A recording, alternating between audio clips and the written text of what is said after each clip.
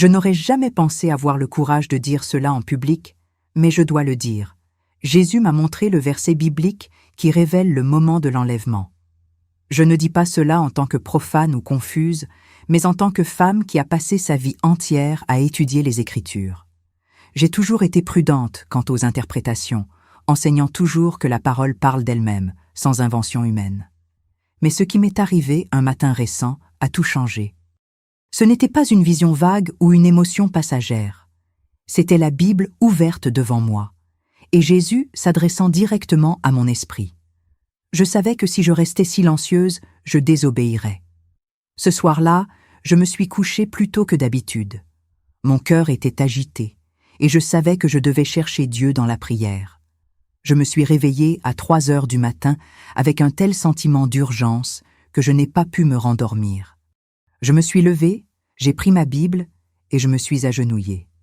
Je faisais toujours cela, prier au petit matin, car c'est à ces moments-là que le monde entier semble se taire et que la voix de Dieu devient plus claire. Mais ce petit matin-là était différent.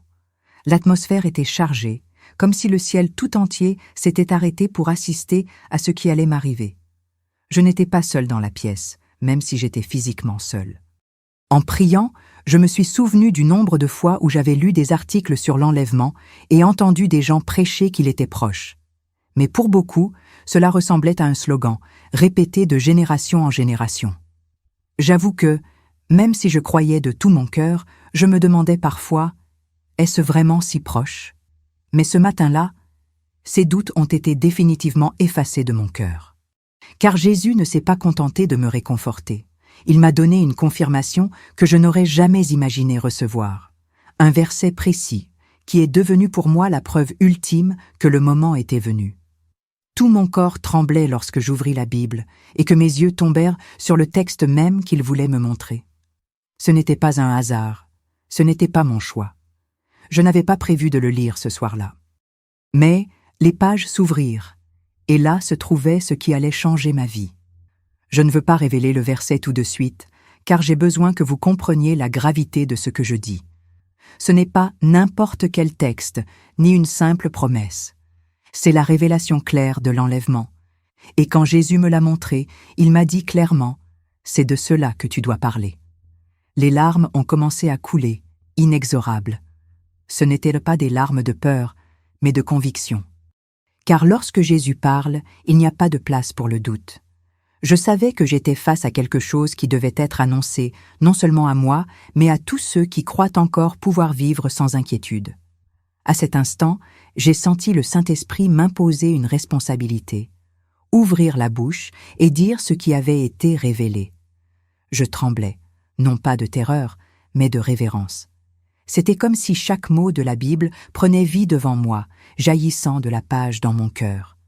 Dans cette pièce silencieuse, j'ai compris quelque chose que je n'avais jamais saisi en tant d'années d'études. Il y a un temps pour tout, et l'enlèvement n'est pas seulement un concept théologique. C'est une réalité sur le point de se produire. Je ne parle pas de suppositions ou d'interprétations humaines, mais d'une révélation directe du Christ, utilisant les Écritures elles-mêmes. J'ai fermé les yeux et j'ai dit « Seigneur, si c'est vraiment ta voix, donne-moi le courage de la proclamer. » Et la réponse a été claire. Je t'ai montré, maintenant rends-en témoignage. C'est pourquoi je suis ici, pour te dire ce qu'il m'a révélé ce matin-là. Je restais à genoux dans cette pièce, ressentant une présence indescriptible. C'était comme si l'atmosphère avait soudainement changé. L'air était à la fois plus lourd et plus léger. Il n'y avait aucun bruit, mais intérieurement, j'avais l'impression que le ciel tout entier était en mouvement. Mon cœur battait si fort que je croyais ne pas pouvoir le supporter. Pendant des années, j'avais entendu des sermons sur l'enlèvement et lu des études théologiques. Mais ce soir-là, ce n'était pas une étude. C'était une réalité qui s'approchait de moi. Je savais que quelque chose de surnaturel allait se produire. Le Saint-Esprit me conduisait vers quelque chose de plus grand que tout ce que j'avais jamais connu dans ma vie chrétienne. Tandis que je feuilletais lentement la Bible, mes yeux se remplirent de larmes. Je ne cherchais pas de réponse au hasard, car j'ai toujours cru que Dieu n'est pas un Dieu de confusion. Mais chaque page que je tournais semblait me rapprocher d'un point central, d'un destin déjà tracé pour cette nuit-là. J'ai murmuré « Seigneur, parle-moi. Et en même temps, quelque chose en moi me disait qu'il parlait déjà, mais que je n'avais pas encore saisi la profondeur de ce qui allait être révélé. Mes genoux commencèrent à me faire mal, mais je n'osais pas me lever. Le poids de la gloire que je ressentais était plus grand que toute douleur physique. J'étais face à une rencontre avec la vérité prophétique. Soudain, je me suis souvenu des paroles de Jésus dans Jean 14. « Je ne vous laisserai pas orphelin, je viendrai à vous. » J'avais toujours interprété ce passage comme une promesse de réconfort, mais cette nuit-là, il a pris une signification encore plus pressante. Ce n'était pas seulement une promesse lointaine, c'était un avertissement que ce retour était proche. Je n'avais aucun doute sur la réalité de l'enlèvement, mais Jésus voulait me révéler quelque chose au-delà de ce que je savais déjà. Il y avait un verset précis qui serait la clé, et mon esprit brûlait d'impatience. Mais en même temps, je ressentais une immense responsabilité. Je savais qu'une fois cette parole révélée, je n'aurais plus d'excuses pour le silence. Tout mon corps tremblait tandis que j'étais là, en prière. Je ne voyais rien avec mes yeux, mais intérieurement, j'avais l'impression qu'une lumière s'allumait. C'était comme si les pièces d'un puzzle prophétique se mettaient en place devant moi. Je pensais à Israël, aux rumeurs de guerre, aux crises morales qui affligèrent le monde, et tout semblait converger. L'enlèvement était imminent. Mais je n'avais pas encore la preuve définitive, le texte précis que Jésus voulait mettre en lumière. Il ne me permettrait pas de l'interpréter seul. Il me guiderait lui-même jusqu'au point précis, afin qu'il n'y ait aucune place pour le doute. C'est dans cet état de prière intense que j'ai commencé à sentir que la Bible entre mes mains n'était plus seulement un livre, mais la voix même de Dieu prête à être révélée. J'ai regardé les pages ouvertes et j'ai su. J'étais sur le point de lire quelque chose qui allait changer ma vision de l'histoire du salut. Ce ne serait pas une simple promesse de plus, ce serait la confirmation que le temps était révolu. En moi, l'esprit répétait « Prépare-toi, car je vais te montrer ce que beaucoup ont ignoré. » Je tremblais, non pas parce que je doutais, mais parce que je comprenais que j'allais recevoir quelque chose qui m'apporterait une responsabilité éternelle. Je devais être prêt à le proclamer. Puis j'ai fermé les yeux un instant et j'ai demandé doucement « Seigneur, je suis prêt à entendre. » Le silence qui a suivi n'était pas une absence, mais une préparation à la révélation. C'était comme un silence avant le son d'une trompette. Tout autour de moi semblait disparaître. Il n'y avait que moi, la parole de Dieu et la certitude que quelque chose de définitif allait se produire. Je ne savais pas encore quel verset allait apparaître devant moi, mais mon cœur brûlait comme un feu. Jésus allait m'apporter la preuve finale, et j'étais prêt à la recevoir. L'aube ne serait plus jamais la même, car cette nuit-là, les cieux s'étaient ouverts au-dessus de moi. Quand j'ai enfin rouvert les yeux, mes mains serraient fermement la Bible. Je n'avais fait aucun mouvement conscient, mais je me suis rendu compte que les pages étaient restées immobiles. C'était comme si quelqu'un avait maintenu le livre avec moi, l'empêchant d'avancer. Le poids de la présence de Dieu était si réel que j'avais du mal à respirer. Mon regard est tombé directement sur un texte que je connaissais par cœur, mais ce matin-là, il avait une autre lueur. Ce n'était plus un simple texte imprimé sur du papier. C'était la voix de Jésus qui résonnait dans mon esprit. Je savais, c'était le verset qu'il voulait me montrer. C'était la preuve ultime. Les mains tremblantes, je commençais à lire doucement, presque à voix basse, car le Seigneur lui-même a un signal donné, à la voix d'un archange et au son de la trompette de Dieu, descendra du ciel, et les morts en Christ ressusciteront premièrement. Ensuite, nous les vivants, qui serons restés, nous serons tous ensemble enlevés avec eux sur des nuées, à la rencontre du Seigneur dans les airs, et ainsi nous serons toujours avec le Seigneur. 1 Thessaloniciens 4, 16, 17. À chaque mot prononcé, c'était comme si la trompette elle-même sonnait déjà. Ce n'était pas une lecture ordinaire, c'était un appel divin.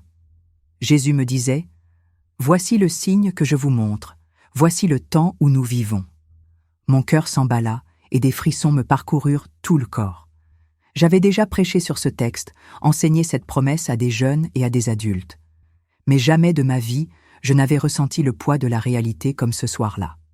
Ce n'était pas une promesse lointaine, ce n'était pas une théorie à discuter en salle d'études. C'était une révélation vivante, Christ me montrait que ce passage ne parle pas seulement d'espoir futur, mais de quelque chose d'imminent. Je ne pouvais plus considérer ce verset comme une simple promesse. C'était désormais un avertissement, une trompette spirituelle qui résonnait déjà au cœur de l'Église. En lisant, j'ai senti des larmes couler sur mon visage, incontrôlables. Ce n'étaient pas des larmes d'émotion superficielle, mais celles d'une conviction brûlante. Je savais qu'à partir de ce moment, je ne pourrais plus vivre comme avant. Ce texte, qui me semblait si familier, était devenu la preuve ultime dont j'avais besoin. Jésus m'avait clairement montré que ce moment était venu. J'ai compris qu'il n'y avait plus de place pour l'indifférence. Ceux qui croient doivent se préparer. Ceux qui doutent encore doivent prendre une décision. Je savais que cette révélation n'était pas seulement pour moi, mais pour tous ceux qui ont encore des oreilles pour entendre. La pièce semblait s'être transformée en un autel invisible. J'étais agenouillé par terre, mais en esprit, j'avais l'impression d'être devant le trône lui-même. Ce verset résonnait en moi comme un commandement direct.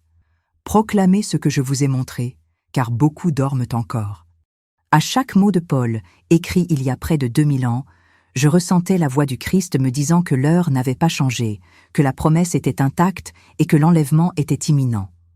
Je savais que ce témoignage serait coûteux, que je subirais les critiques et l'incrédulité, mais je ne pouvais plus me taire.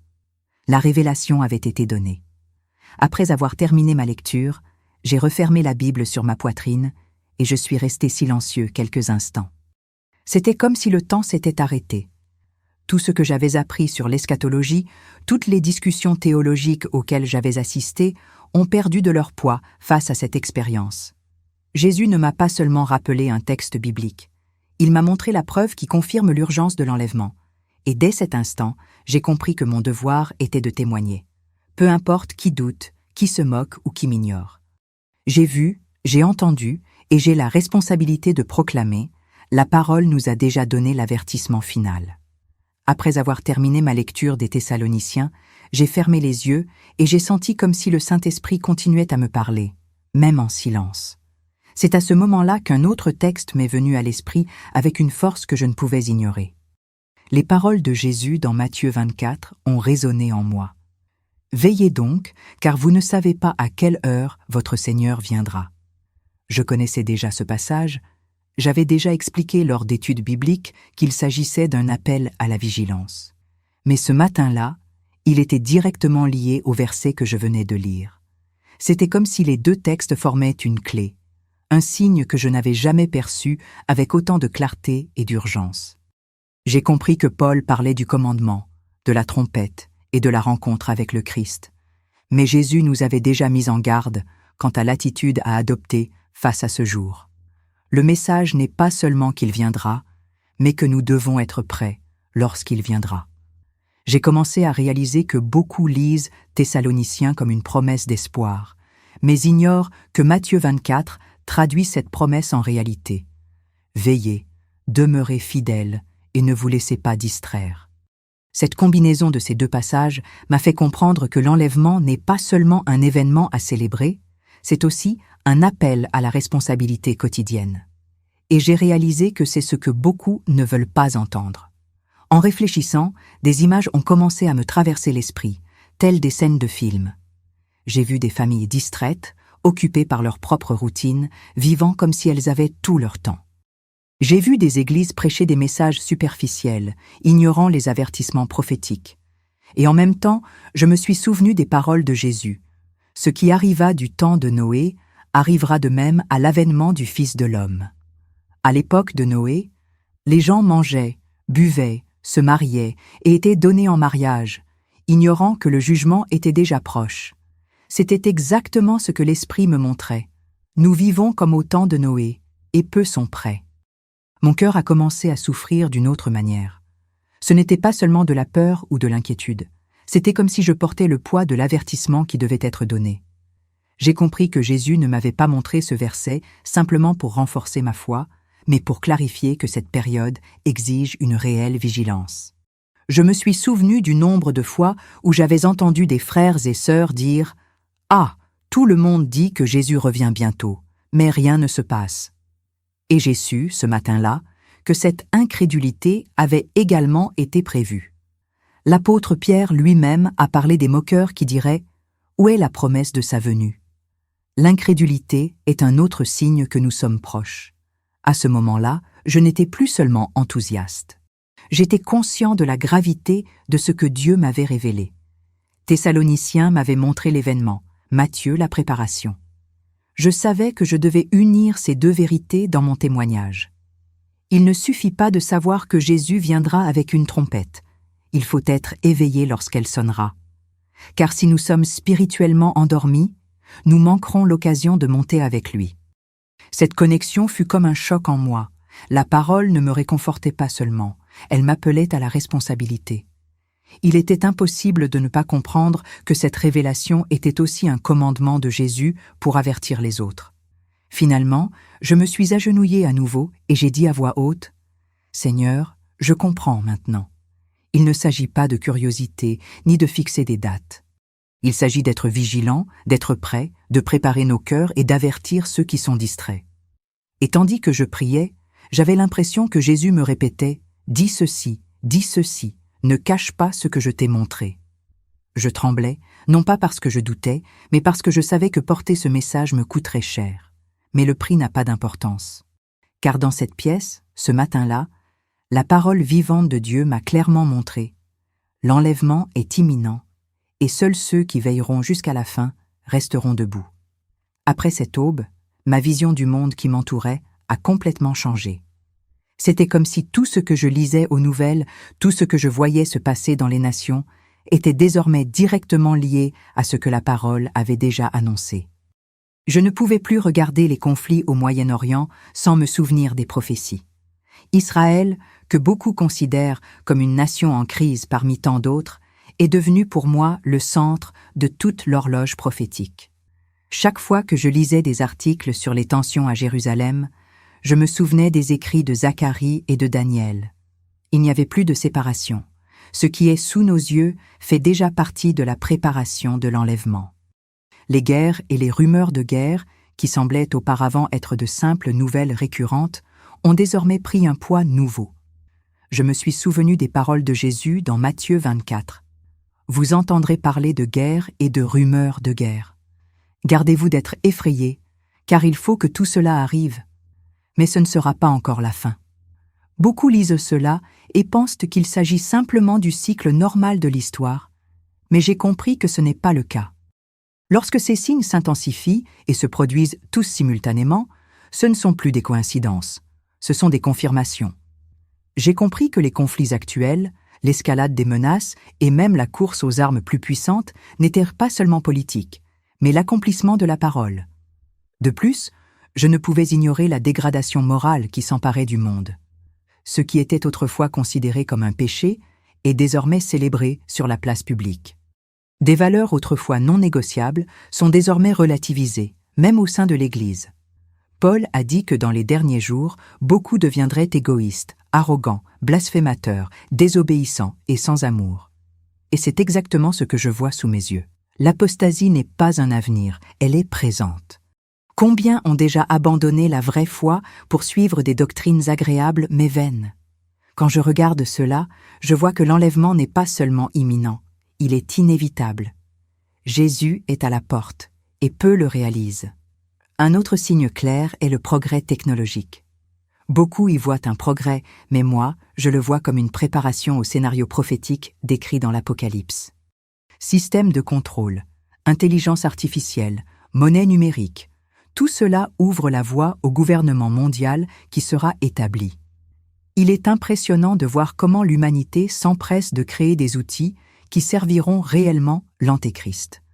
Je ne dis pas cela par alarmisme, mais parce que la parole a déjà prévenu. Et quand je compare cela à l'épître aux Thessaloniciens, je vois que l'enlèvement doit avoir lieu avant le grand déchaînement de la colère divine. Cela signifie que nous sommes encore plus proches que beaucoup ne l'imaginent. En observant tout cela, j'ai réalisé que ce n'était pas seulement une question de connaissance.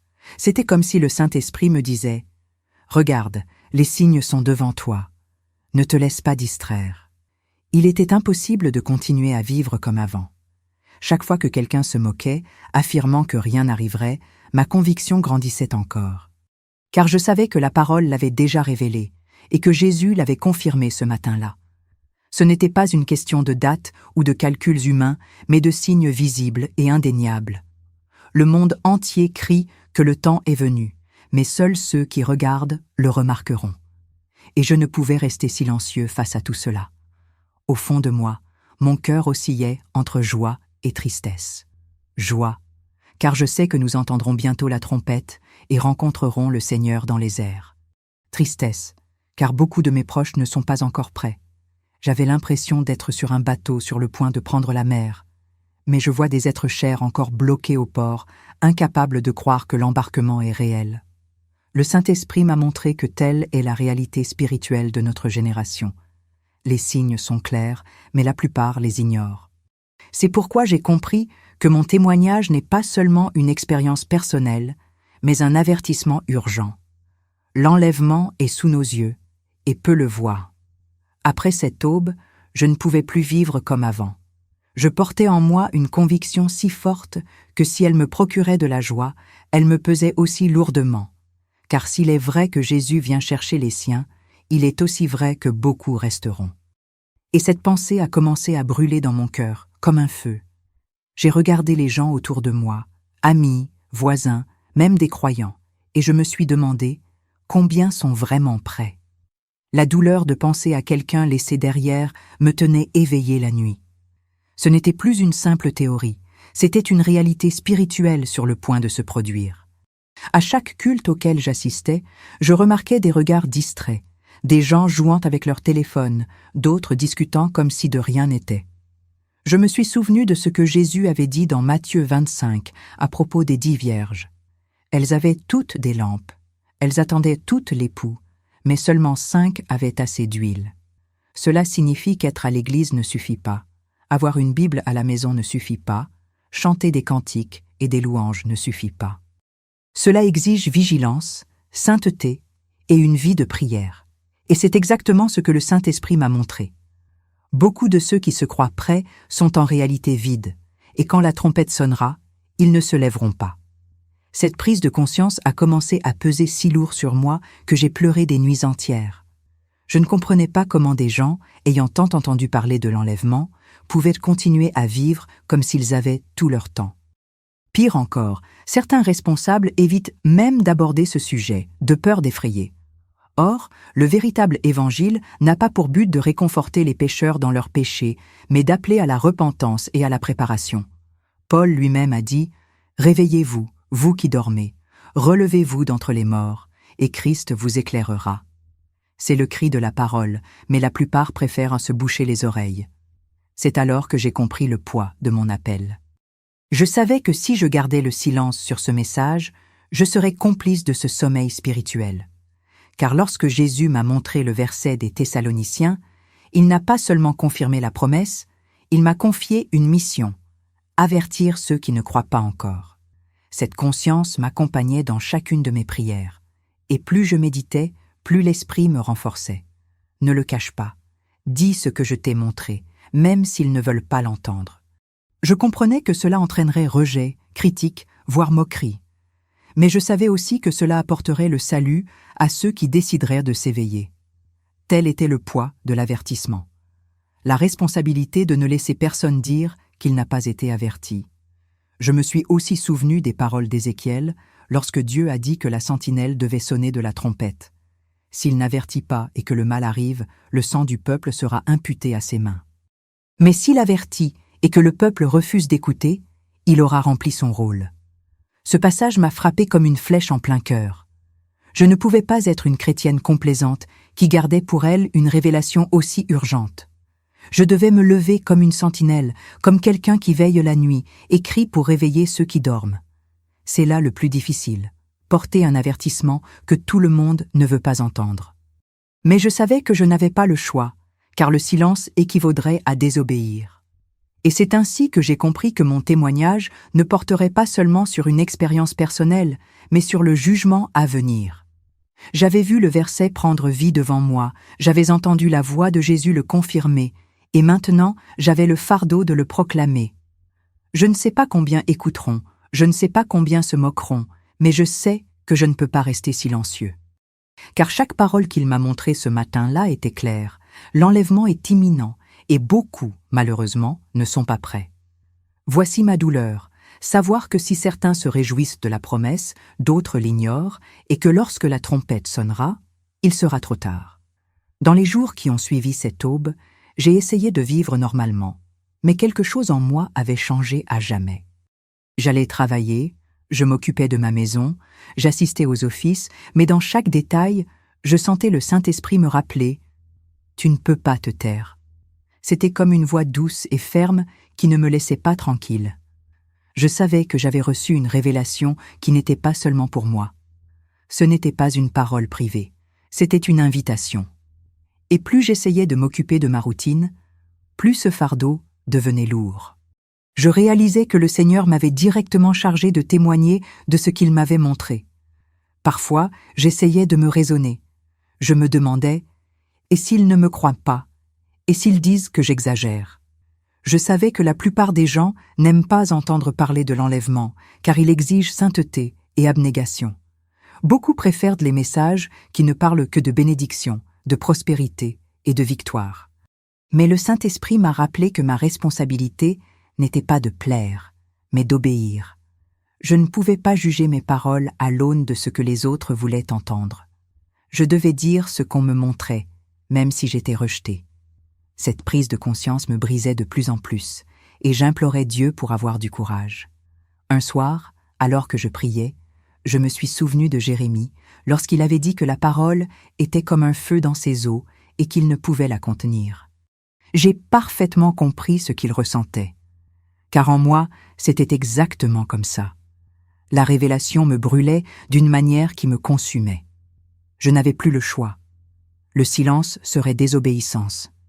Le Saint-Esprit me disait clairement « Si tu ne parles pas, qui avertira ?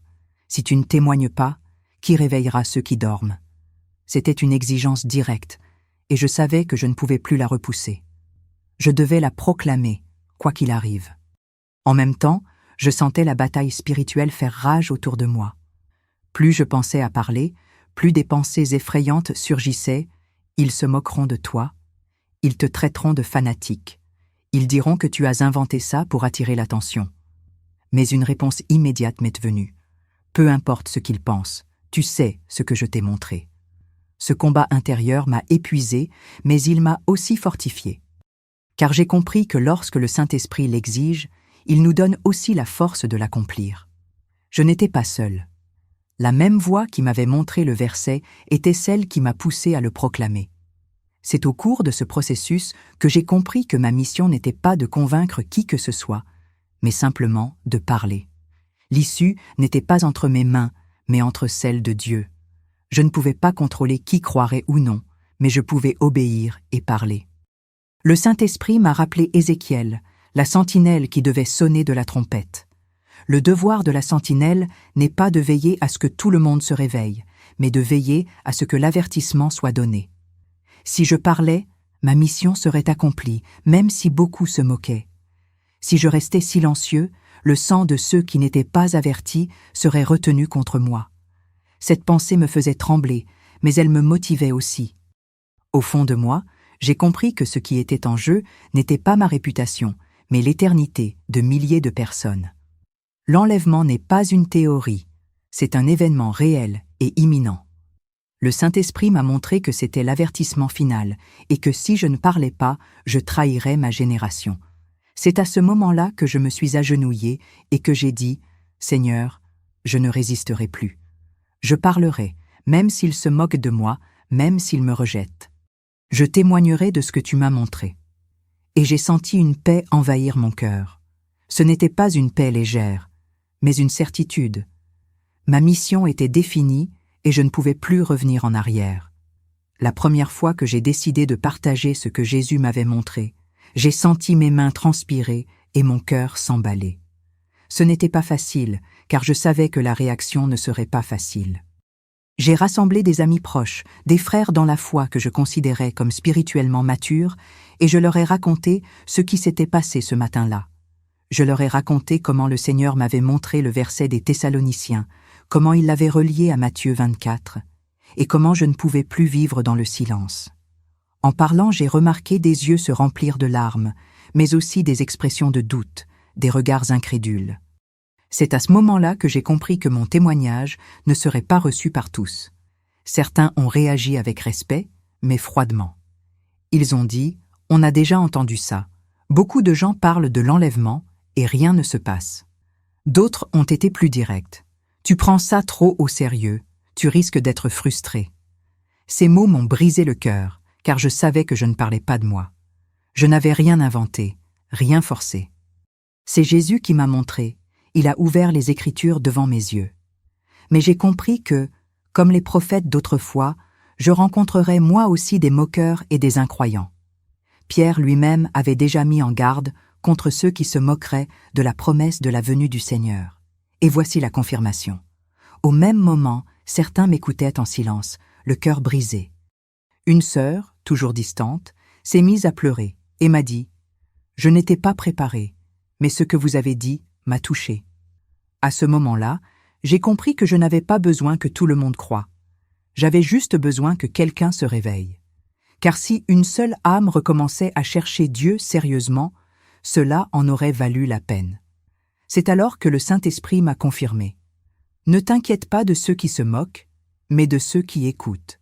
Cette phrase est restée gravée dans mon cœur et m'a donné la force de continuer à parler, même face au rejet. Peu de temps après, les moqueries ont éclaté à l'extérieur de l'Église. Lorsque j'ai partagé ma foi avec des connaissances, elles se sont moquées de ma foi, me traitant de paranoïaque, de signes partout. Quelqu'un a même dit « Si c'était vrai, tout le monde le saurait déjà, tu ne serais pas le seul à en parler. » Ces mots m'ont blessé, mais je me suis rappelé que les prophètes ont toujours été une minorité, que la vérité a rarement été acceptée par les masses. Et cela m'a apaisé, je n'avais pas besoin de l'approbation humaine, je devais obéir à Dieu. J'ai compris que l'incrédulité des autres n'annulait pas la révélation que j'avais reçue. Elle ne faisait que confirmer que nous étions en période d'apostasie. Chaque moquerie était comme un coup de poignard, mais aussi une confirmation.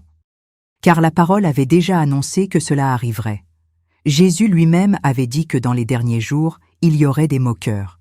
Face à l'incrédulité, je n'étais pas surpris, mais je ressentais la douleur de voir des gens se moquer de quelque chose d'aussi grave. J'avais envie de secouer chacun d'eux et de leur dire « Ne comprenez-vous pas que c'est réel ?» Mais j'ai appris que ce n'est pas par la force, mais par l'esprit. Ma mission n'était pas de forcer qui que ce soit à croire, mais de parler et de laisser le Saint-Esprit agir dans leur cœur. Cette compréhension m'a libéré de la peur du rejet et m'a donné le courage de continuer à témoigner. Finalement, j'ai compris que l'incrédulité joue aussi un rôle. Elle sépare ceux qui entendent vraiment la voix de Dieu de ceux qui préfèrent rester endormis. Je n'étais pas amer, juste plus déterminé. Car s'ils se moquent, c'est signe que la prophétie s'accomplit.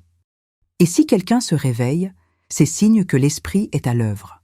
C'est la leçon que j'ai tirée de ma confrontation avec l'incrédulité. Peu importe combien rient, ce qui compte, c'est combien écoutent. Et tant qu'il y aura au moins une âme qui a besoin de se réveiller, je continuerai à parler. Car c'est ce que Jésus m'a commandé. Témoigner, même face au mépris, jusqu'à ce que la trompette sonne et que tout soit accompli. Après avoir été confronté à l'incrédulité de tant de personnes, j'ai compris que ma mission n'était pas d'adoucir le message, mais de l'intensifier. Je ne pouvais plus parler comme si l'enlèvement n'était qu'un sujet lointain ou facultatif. Chaque jour qui passait, je le ressentais plus fortement dans mon cœur. C'est le dernier appel. Il ne s'agit pas de sensationnalisme, mais de la parole elle-même. Thessaloniciens avaient déjà prédit l'événement.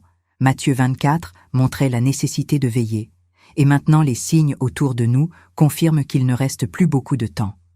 Le Saint-Esprit me faisait constamment répéter « Dis ceci, car demain sera peut-être trop tard. » C'était comme si ma voix avait besoin d'atteindre ceux qui sont encore spirituellement endormis. Dans mes moments de prière, le poids de cette responsabilité devenait presque insupportable. Je me suis souvenu de la parabole du figuier dans Matthieu 24, lorsque Jésus dit que lorsque nous voyons les branches pousser, nous savons que l'été est proche. Et il ajouta « De même, quand vous verrez toutes ces choses, sachez que l'été est proche, à la porte. » Quand je regarde le monde aujourd'hui, je vois exactement cela. les branches ont déjà poussé. Les signes sont sous nos yeux. L'enlèvement n'est plus une vague attente. C'est un événement imminent. Et si je reste silencieux, beaucoup ne s'en rendront compte que trop tard. C'est le signal d'alarme ultime. J'ai commencé à parler avec plus d'audace, même si je savais que je risquais d'être rejeté. J'ai dit clairement, « Si tu entends cela, sache que ce n'est pas une coïncidence. Dieu te donne l'occasion de te préparer. » Et chaque fois que je prononçais ces mots, je sentais le Saint-Esprit les confirmer en moi. Peu importait le nombre de moqueries, peu importait le nombre de personnes touchées, car je savais que cet appel ne venait pas de moi, mais du Seigneur lui-même. C'était comme si la trompette sonnait déjà dans l'esprit, appelant ceux qui ont encore des oreilles à entendre. Cette conviction m'a fait oublier ma peur et parler avec une clarté absolue. Nous n'avons plus de temps à perdre. Par moments, je me sentais seul dans cette mission. C'était comme une voix criant dans le désert. Mais en même temps, je me suis rappelé que c'est exactement ainsi que Dieu a toujours agi. Il suscite des gens ordinaires pour donner des avertissements extraordinaires. Et ce faisant, j'ai réalisé que je n'étais pas vraiment seul. Le même esprit qui m'avait montré ce verset œuvrait dans d'autres cœurs à travers le monde. Il me fallait simplement faire ma part, accomplir ma mission. Et en moi, la voix de Dieu répétait « C'est le dernier appel. Ne recule pas, ne te tais pas. » Cela m'a donné le courage de persévérer, même au milieu des moqueries. Ce qui m'attristait, c'était l'indifférence de beaucoup de ceux qui écoutaient et continuaient simplement leur vie comme si de rien n'était. Mais il y avait aussi ceux qui, après avoir entendu mon témoignage, sont venus en larmes, demandant la prière, confessant leur éloignement de Dieu. Ces moments m'ont montré que l'appel atteignait son but. Car même si seuls quelques-uns se réveillaient, cela en valait la peine. À chaque témoignage, j'avais l'impression qu'un filet était jeté. Certains poissons s'échappaient, d'autres étaient de pris. L'important était de jeter le filet tant qu'il en était encore temps. L'enlèvement approche, et chaque âme atteinte est un motif de joie au ciel. Aujourd'hui, en y repensant, je réalise que tout le chemin parcouru jusqu'ici m'a préparé à ce moment. Ce n'est pas un hasard si Jésus m'a montré ce verset ce matin-là. Ce n'est pas un hasard s'il a relié Thessaloniciens à Matthieu 24 dans mon cœur. Ce n'est pas un hasard si les signes sont devenus si évidents sous mes yeux. Tout cela faisait partie d'un plan plus vaste, faire de moi un témoin pour cette génération. C'est pourquoi je le dis avec conviction. Ceci est peut-être le dernier appel. Si vous écoutez, n'endurcissez pas vos cœurs, car lorsque la trompette sonnera, il n'y aura pas de seconde chance. Le moment est venu de se préparer. Malgré tout le poids que je porte en proclamant ce témoignage, une espérance me soutient. Car, si l'enlèvement sera un moment de séparation, il sera aussi l'accomplissement de la plus grande promesse pour ceux qui restent fidèles. Chaque fois que je relis Thessaloniciens, je sens mon cœur brûler de joie. Et ainsi, nous serons toujours avec le Seigneur. Cette phrase n'est pas un simple détail du texte, c'est le point culminant de notre foi. Elle me rappelle que toutes les souffrances, tous les rejets, toutes les luttes que nous affrontons ici-bas prendront fin au moment où nous entendrons la trompette et serons enlevés pour être avec Christ. Je sais que beaucoup de frères et sœurs sincères vivent dans l'anxiété, voire la peur, face à ce qui les attend. Guerre, persécutions, crises économiques, maladies, tout cela est véritablement effrayant.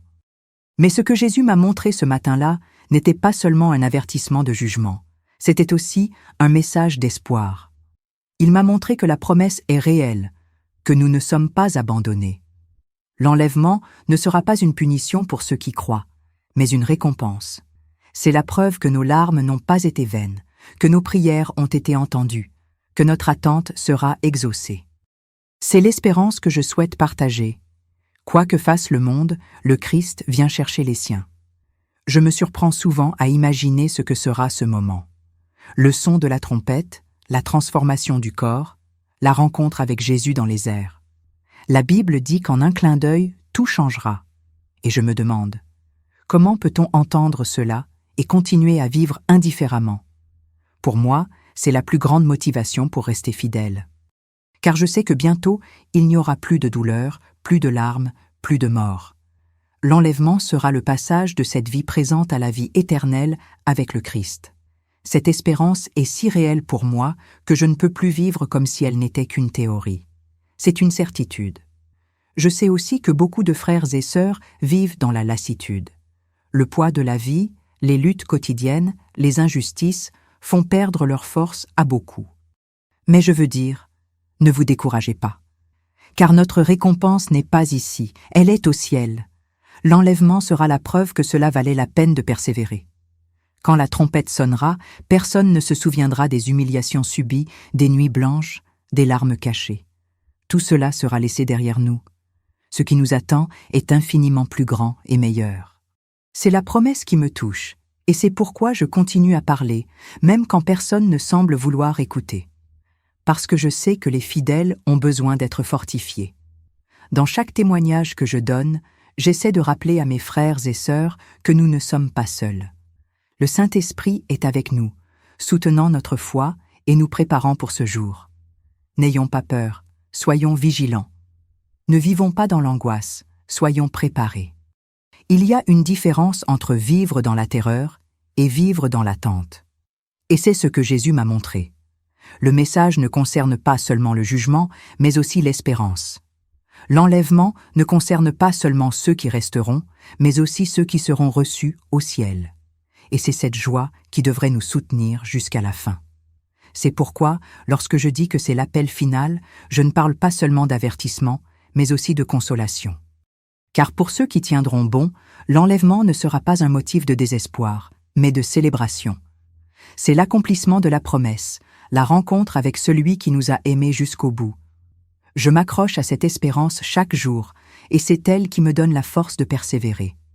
Quoi qu'il arrive dans le monde, quelle que soit l'incrédulité des autres, je sais que bientôt nous entendrons la trompette et serons transformés. C'est la certitude que j'ai. L'espérance des fidèles est réelle, et elle est sur le point de s'accomplir. Partager ce témoignage n'a pas été un parcours facile. Je me demande souvent pourquoi le Seigneur m'a choisi pour porter ce fardeau. Je ne me suis jamais considéré comme quelqu'un de spécial, juste quelqu'un qui aime étudier la parole et cherche à vivre dans l'obéissance. Mais depuis ce petit matin, j'ai l'impression d'avoir reçu une mission qui dépasse mes forces humaines. C'est difficile de gérer le rejet, la critique et le ridicule. C'est douloureux de constater que certains me regardent avec suspicion, comme si j'exagérais ou que j'inventais des choses. Mais même au milieu de ces difficultés, je sais que je ne peux pas abandonner, car il ne s'agit pas de moi, mais de lui. J'ai connu des moments où j'ai voulu reculer, des jours où je me disais « peut-être vaut-il mieux me taire, peut-être vaut-il mieux laisser cela dans le silence de mon cœur ». Mais bientôt, le Saint-Esprit m'a rappelé que je ne pouvais pas agir ainsi, car si je gardais cela pour moi, ce serait comme enterrer le talent qui m'avait été donné. J'ai compris qu'obéir à l'appel coûte cher, mais désobéir coûte encore plus cher. Le silence apporterait une paix apparente, mais intérieurement, je serais tourmenté. Je ne pouvais pas vivre en paix, sachant que Jésus m'avait montré quelque chose d'aussi urgent et que je ne l'avais pas prévenu. Alors, même fatigué, même en pleurs, je continue à parler. C'est le seul choix possible. Je suis aussi confronté à mes propres combats intérieurs. Parfois, la peur tente de me paralyser. La peur d'être rejetée, la peur de perdre des amis, la peur de ne pas être comprise. Mais dans ces moments-là, je me souviens de Jésus à Gethsémani, lorsqu'il a dit « Père, s'il est possible que cette coupe s'éloigne de moi. Toutefois, non pas ce que je veux, mais ce que tu veux. » Si lui-même a affronté ce moment d'angoisse et choisi d'obéir, qui suis-je pour reculer? Ce souvenir me fortifie. Je comprends que ma mission n'est pas d'être applaudi, mais d'être fidèle. Et cette fidélité n'est possible que parce que le même esprit qui me tient responsable est celui qui me soutient. Il y a des soirs où je me sens épuisé. Après avoir parlé, prêché, témoigné, je rentre chez moi et je me demande si cela en vaut vraiment la peine. Mais je me souviens alors de ceux qui ont été touchés, de ceux qui sont venus en larmes demander la prière, de ceux qui ont avoué leur séparation et ont décidé de se réconcilier avec Dieu. Ces moments sont comme un baume pour mon âme. Ils me rappellent que je ne lutte pas en vain. Même si beaucoup se moquent, certains s'éveillent. Même si beaucoup rient, certains pleurent devant Dieu. Et c'est pour eux que je continue. parce que chaque âme touchée rend tout cela précieux. J'ai aussi appris que porter une révélation n'est pas seulement une responsabilité, c'est aussi un privilège, non pas parce que cela me rend meilleur que quiconque, mais parce que cela me place dans une dépendance totale à Dieu. Je sais que je ne pourrais pas faire un seul pas sans lui, et, d'une certaine manière, cette faiblesse est ma force. Car plus je prends conscience de mon incapacité, plus je vois la puissance de Dieu à l'œuvre en moi. Ce n'est pas ma voix qui touche les cœurs, c'est l'Esprit. Je ne suis qu'un instrument, et je sais que je continue seulement parce qu'il me soutient. Cette conscience m'aide à ne pas être orgueilleux, mais à m'humilier devant Dieu dans chaque parole que je prononce. En fin de compte, je peux dire que ma mission n'est pas facile, mais elle est claire. Je n'ai pas demandé à porter cet appel, mais je ne veux pas non plus y renoncer. Car je sais que ce n'est pas moi qui l'ai inventé, c'est sa révélation. Si Jésus m'a montré le verset, s'il m'a confirmé l'imminence de l'enlèvement, alors ma seule réponse est l'obéissance. Même si cela fait mal, même si cela a un coût, même si je marche seul, je continuerai. Car lorsque la trompette sonnera, je veux être parmi ceux qui ont entendu et obéi. Je veux pouvoir me tourner vers le Seigneur et dire « J'ai proclamé ce que tu m'as montré ».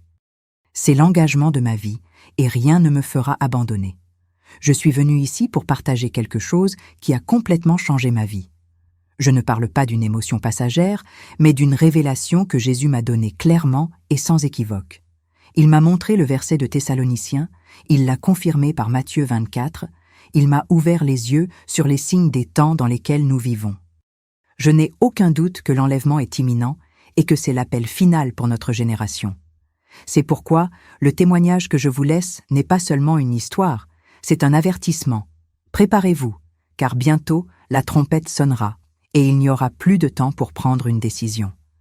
Je sais que beaucoup entendront et douteront, d'autres se moqueront et certains riront même. Mais je sais aussi que le Saint-Esprit touche déjà les cœurs tandis que ces paroles sont prononcées. Car la parole de Dieu ne revient jamais sans effet. Je ne suis pas ici pour convaincre par la force. Je suis ici pour témoigner de ce que j'ai vu et entendu. Et ce que j'ai vu ce matin-là, c'était la Bible prendre vie devant moi, la promesse se réaliser, Jésus m'appelant à réveiller ceux qui dorment. Je ne peux plus me taire, car ma mission est de parler. Et vous, qui m'écoutez, devez choisir ce que vous ferez de ce message. Ce que je dis maintenant, c'est du fond du cœur. Ne jouez pas avec votre éternité. Ne vivez pas comme si vous aviez tout le temps du monde. L'enlèvement ne sera pas annoncé à l'avance. Il se produira en un clin d'œil. Jésus lui-même a dit « 2 seront dans les champs. L'un sera pris, l'autre laissé. Ne vous laissez pas laisser. Le temps de veiller est maintenant. Le temps de vous repentir est maintenant. Le temps de vous réconcilier avec Dieu est maintenant. Car lorsque la trompette sonnera, il n'y aura pas de seconde chance. C'est peut-être la dernière fois que vous entendrez cet avertissement avant que tout cela n'arrive. Et ne croyez pas que ce soit seulement un appel à la peur. C'est aussi une invitation à l'espérance. Car pour ceux qui sont en Christ, l'enlèvement ne sera pas un motif de désespoir, mais de joie. Ce sera le moment où chaque larme sera essuyée, où chaque douleur sera effacée, où chaque combat prendra fin. Nous serons avec le Seigneur pour toujours. C'est la plus grande promesse, c'est la victoire qui nous attend. Mais elle est réservée à ceux qui sont prêts, à ceux qui emmagasinent de l'huile dans leurs lampes, à ceux qui veillent même lorsque le monde se moque. Alors, ne remettez pas à plus tard ce qui doit être décidé aujourd'hui. Mon témoignage s'arrête ici, mais la décision vous appartient.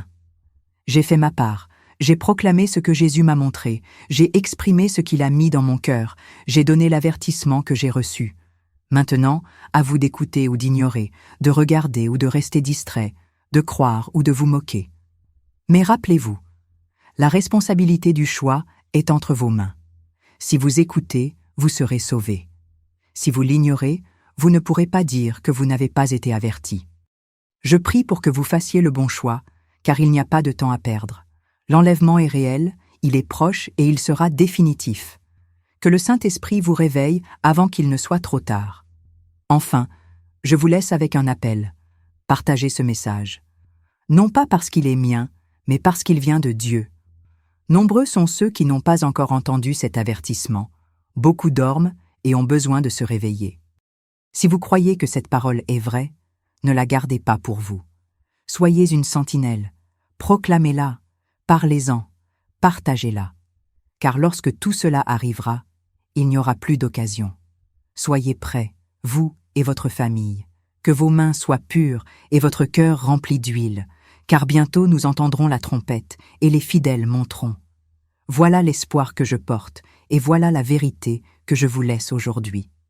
Si ce message vous parle au cœur, je vous demande quelque chose de très simple, mais de très sérieux. Ne le garde pas pour toi. Partagez cette vidéo avec au moins 3 personnes que vous aimez, car c'est peut-être la dernière chance qu'elles ont d'entendre un avertissement comme celui-ci avant que la trompette ne sonne.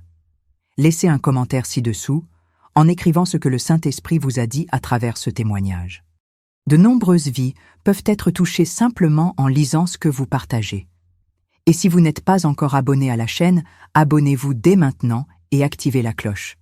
Non pas à cause du nombre, mais parce qu'à chaque fois que vous vous abonnez, ce message atteint de plus en plus de personnes qui doivent se réveiller. Souviens-toi, nous ne parlons pas de demain, ni d'un avenir lointain, nous parlons d'aujourd'hui.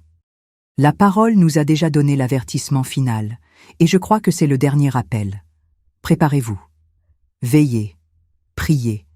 Car très bientôt nous entendrons la trompette, et ceux qui sont prêts monteront à la rencontre du Seigneur dans les airs.